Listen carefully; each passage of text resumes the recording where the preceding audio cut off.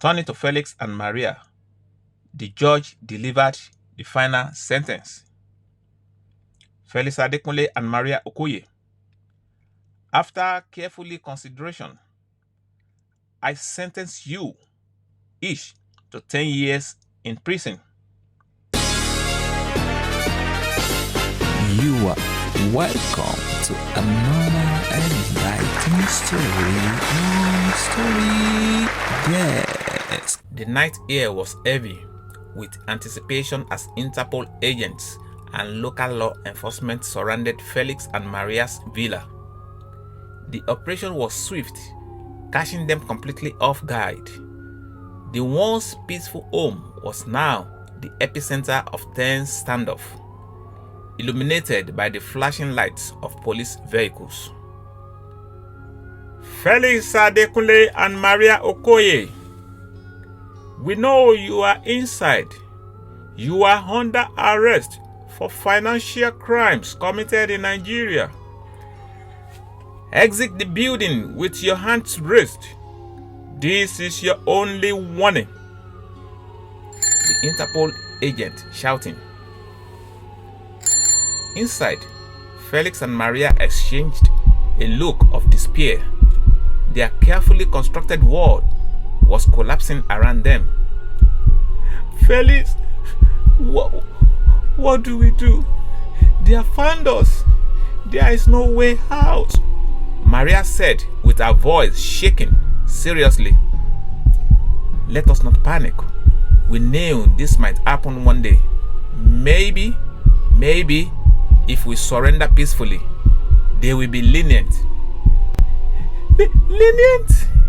Felix, we embezzle billions. There is no leniency for what we have done. Felix tried to remain calm, though his voice betrayed his fear. I have to think. There must be a way out. No. You're right. If we run, it is only gets worse. Our best chance is to face what we have done. As they stepped out of their villa, hands raised in surrender, the reality of their situation sank in. The agents handcuffed them, reading their rights as they were led to separate vehicles. Felix Adekunle and Maria Okoye, you have been arrested for embezzlement, fraud, and money laundering. You have the right to remain silent. Anything you say can and will be used against you in a court of law, the Interpol agent said. Please, can we be kept together? Maria, she's all I have, Felix said. You will be processed separately. Your request can be made through your legal representation, Interpol agent replied. Maria, now visibly shaken, turned to Felix as they were being led away. Felix, I am so sorry. We should have never gone through with this. What will happen to us? Maria said. I don't know, Maria, but whatever it is, we will face it together, I promise, Felix replied. Their whispered promises were cut short as they were separated, each lost in their thoughts about the choices that led them here. The ride to the detention center was silent, punctuated only by the soft murmur of the agents' radios. At the detention center, they were processed and placed in holding cells. The stark, cold reality of their situation was a far cry from the life of luxury they had known just hours before. Maria said to herself, how did they come to this? All for money. Was it worth it?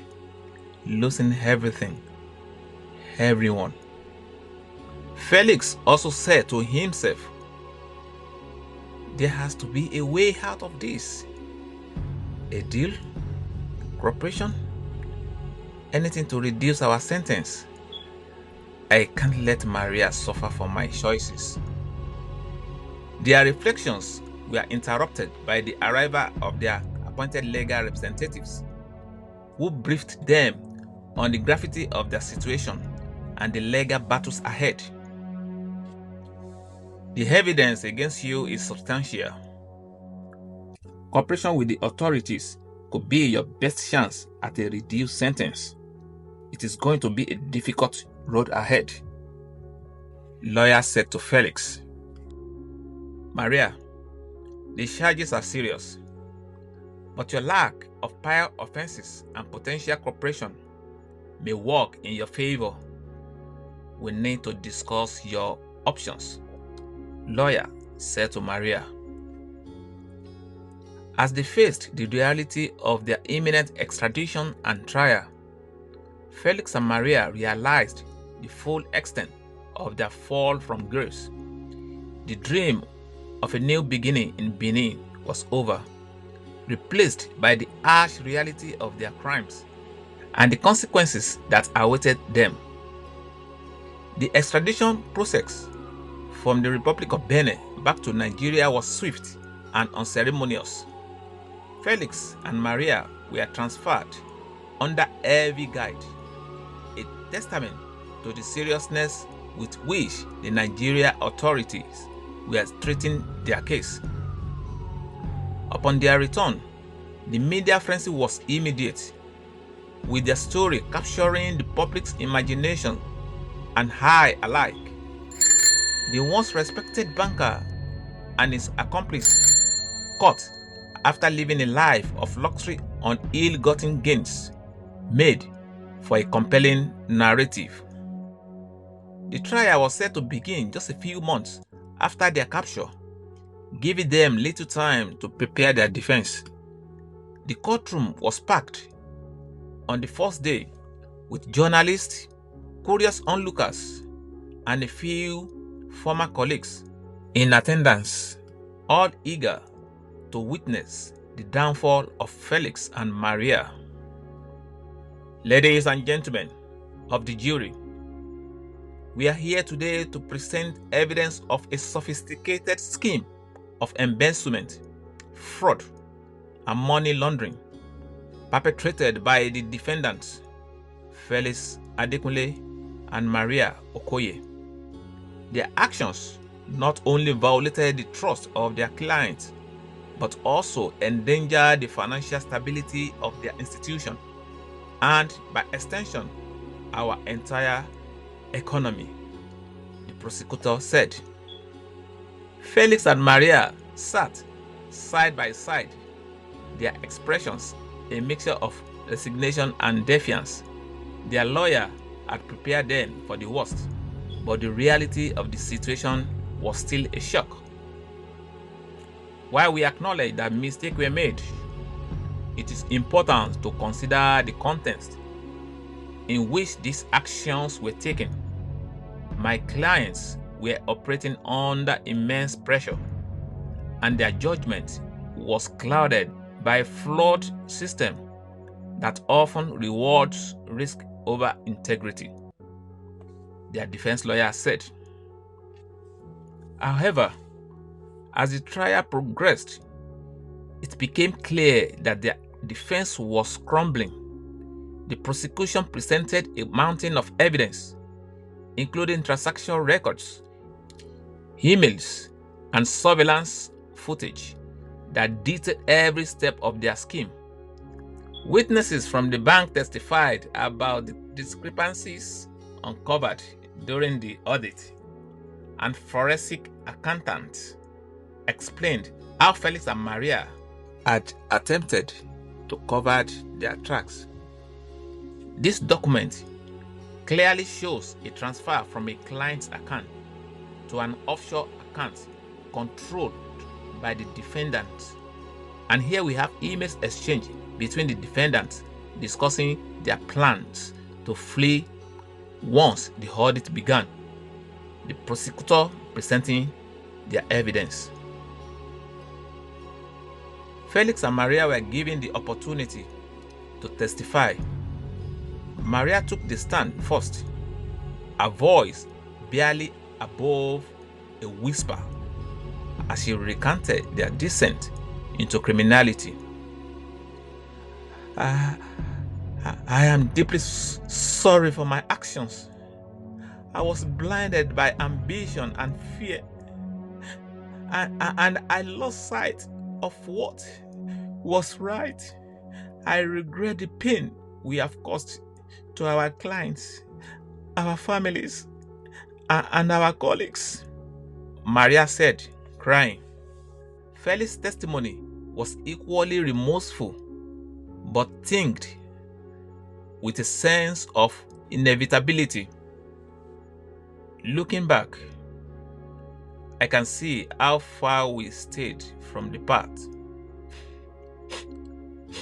We convinced ourselves that we were just taking our share, but I now understand the gravity of our actions. I am truly sorry, Felix said. Despite their apologies, the damage was done. The jury deliberated for less than a day before returning with their verdict. On the count of embezzlement, we find the defendants, Felix Adekunle and Maria Okoye, guilty. On the count of fraud, guilty. On the count of money laundering, guilty, the jury foreman said. The courtroom was silent as the verdict was read. Felix and Maria, once confident and ambitious, now faced the reality of their actions. The judge delivered their sentence, a reflection of the severity of their crimes. Given the scale and premeditated nature of your crimes, I am sentencing each of you to 10 years in prison. It is my hope that this sentence serves as a deterrent to others who might be tempted to follow in your footsteps, the judge said. As they were led away in handcuffs, the finality of the situation was inescapable. Their dream of a new life had not only been shattered, but had also ended in a nightmare of their own making. The trial, while providing a sense of closure for their victims, was a stark reminder of the consequences of greed and deception. The sentencing phase of the trial was a sober affair, with the courtroom atmosphere heavy with anticipation and the gravity of the moment. Felix and Maria, having been found guilty on all counts, awaited their fate with a mixture of fear and resignation.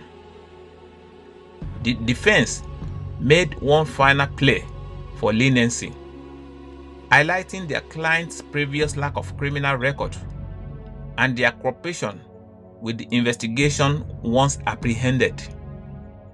Your Honor, while my clients acknowledge the severity of their actions and express deep remorse, I urge the court to consider their cooperation and the steps they have taken towards making amends. They are committed to repaying the stolen funds and have shown a genuine desire to reform.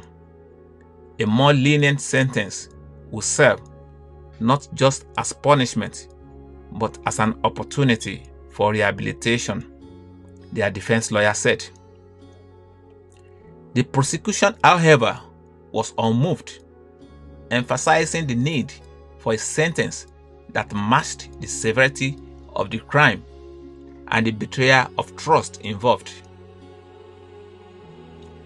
Your Honor, the defendant's actions were not merely mistakes made under pressure. They were deliberate and calculated crimes that spanned months and resulted in significant financial losses. Their positions of trust and responsibility within the bank make their betrayal all the more egregious. We must send a clear message that such actions have serious consequences. The judge listened carefully to both arguments, taking a moment to consider the impact of the crimes, not just on the victims, but on the integrity of the financial system as a whole. The court recognizes the complexity of this case and the defendant's expressions of remorse. However, we must also consider the premeditated nature of their crimes, the breach of trust, and the significant impact on their victims and the community. The sentence must reflect the seriousness of these offenses. Turning to Felix and Maria, the judge delivered the final sentence. Felix Adekunle and Maria Okoye, after carefully consideration, I sentence you each to 10 years in prison. This court hopes that your time in incarceration will serve as a period of reflection and rehabilitation. You are hereby remanded into custody immediately. The judge gave the verdict. The courtroom fell silent as the sentence was pronounced.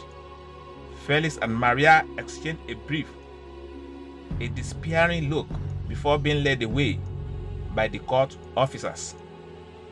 Felix whispering to Maria as they had led away, "I am so sorry, Maria. I never imagined our choices would lead us here," Felix said. Maria quietly responding, "I know, Felix. I just hope we can find some way to make things right someday." Outside the courtroom, the media swarmed to capture the reflections of the victims and the public, many of whom expressed a mix of satisfaction and sympathy. Reporter One asked, "Today's sentences mark the end of a high-profile case that has captivated the nation. Felix Adekunle and Maria Okoye, once rising stars in the banking world, now face a decade behind bars for their crimes." Reactions outside the courtroom range from the relief to pity as the story of ambition turned to greed concludes its first chapter. As they began their journey to prison, the reality of their situation sank in for Felix and Maria. The next 10 years will be a stark departure from their lives of luxury and freedom. Behind bars, they will have ample time to reflect on their actions and the consequences that followed. The sentences was not just the end of their trial, but the beginning of a long, difficult path towards redemption and perhaps forgiveness. In the confines of their separate prison cells, Felix and Maria faced the harsh reality of their new lives. Cut off from each other and the world they once knew, the weight of their choices began to press heavily upon them. Felix found himself in a cell barely larger than the walk-in closet of their embezzled villa, surrounded by cold, unyielding walls that seemed to mock his previous aspirations. The luxury and freedom he had once taken for granted were replaced by a strict regimen and constant, oppressive presence of guides and fellow inmates, each with their own stories of downfall. Felix, reflecting to himself, "How did it come to this? We thought we are smarter than everyone else, that we could beat the system, but here I am, trapped by my own greed and ambition." As the days turned into weeks and the weeks into months, Felix's reflections turned increasingly inward. He began to attend prison's rehabilitation programs, not out of a belief they would reduce his sentence, but from a genuine desire to understand the root of his fallings and to somehow make amends, even if only to himself. Felix said during a session, "I see now that our actions ought more than just the bank's balance sheets. We betrayed the trust of those who believed in us, and I betrayed my own values. I don't know if I can ever make that right, but I need to try." Meanwhile, Maria's experience in prison was marked by deepening despair. Separated from Felix, who had been her partner in both crime and life, she felt utterly alone. The guilt of the actions, magnified by the isolation of her cell, became an unbearable companion. Maria, in a letter to Felix that she never sent, "Every day I'm haunted by what we did. I thought I could handle this, that our love and dreams were worth the risk. But now, all I see are the lives we have ruined, including our own. I am so sorry, Felix. I don't know if I can survive this." Her despair went unnoticed in the impersonal machinery of the prison system. A quiet withdrawal mistaken for adaptation to her new environment, until one day, the news of her suicide spread through the prison like a cold wind, leaving a trail of whispered rumors and aching silence in its wake. Felix received the news from a sympathetic guide, the word striking him with the force of a physical blow. "I am sorry, Adekunle. There has been an incident. Maria, she's gone. She took her own life last night," the guide told Felix. Felix, in disbelief, "No! That can't be! Maria! No, no, no!" The finality of Maria's act shattered something within Felix. The future they had once imagined, however flawed, was now irrevocably destroyed. The reality of the actions, the depth of their greed, and the consequences they had wrought came crashing down on him. Felix, in solo reflecting, "Maria, what have we done? All for what? A few years of luxury, a fleeting taste of life we didn't end, and now I've lost you forever. How do I live with that?" Felix's remaining years in prison were marked by a profound transformation. Driven by the memory of Maria and the tragedy of their choices, he dedicated himself to helping others within the prison community, sharing their story as a cautionary tale against the seductive lure of easy wealth. Yet, even as he sought redemption through acts of service and contrition, the ghost of Maria's despair and the role his ambition played in their mutual downfall haunted him. Felix's story, once defined by a relentless pursuit of success at any cost, became a solemn reflection on the values of integrity, the importance of making amends, and the understanding that some losses can never be fully recovered. This is the end of this amazing story. I kindly ask for your support in subscribing, sharing, and liking my YouTube channel. By subscribing, you will stay updated on all my latest content. Every subscriber, share, and like helps me to reach a larger audience and continue pursuing my passion for creating content. Your support means everything to me, and I am incredibly grateful for each and every one of you who takes time to subscribe, share, and like my YouTube channel. Thank you for helping me on this journey, and I look forward to sharing more exciting content with you all in the future. Let's grow together and make great things happen.